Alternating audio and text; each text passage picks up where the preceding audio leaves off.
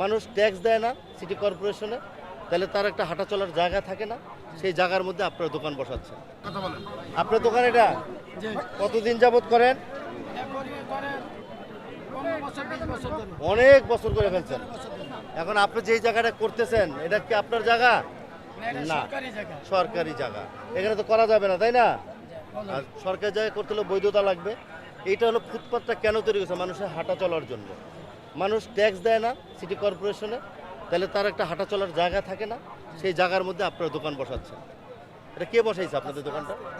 আমাকে বসায় নাই কেউ, আমরা এই ব্যবসা করি আজকে 15-20 বছর হ্যাঁ। করে। আমার তো বউ বাচ্চা আছে, আমাকে তো উড়ে আগে দেওয়া হইতো, তাহলে আমরা তো অন্য পথ দেখতাম। কারণ আমাকে এই যে সংসার বাঁচে, বাচ্চা লেখাপড়া করে, ঘর ভাড়া দিয়ে আমরা খাই, ব্যবসায়ী এইটা। আপনার মানবিক কারণেই তো আমরা আসছি, নাহলে তো আজকে সব ভেঙে দিতাম।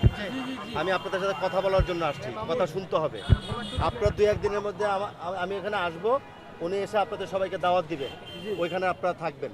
যদি আপনারা না থাকেন, কথা না শুনেন, পরের দিন এটা ভেঙে দিব আমি।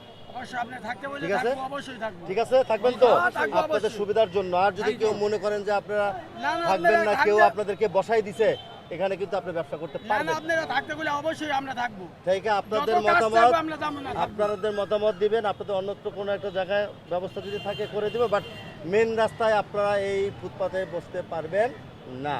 এটা মাথায় রেখে কাজ করবেন, ঠিক আছে? এবং আপনার পরিচিত সবাইকে এই কথাটা বলে দিবেন আপনি, অবশ্যই, ঠিক আছে? অবশ্যই।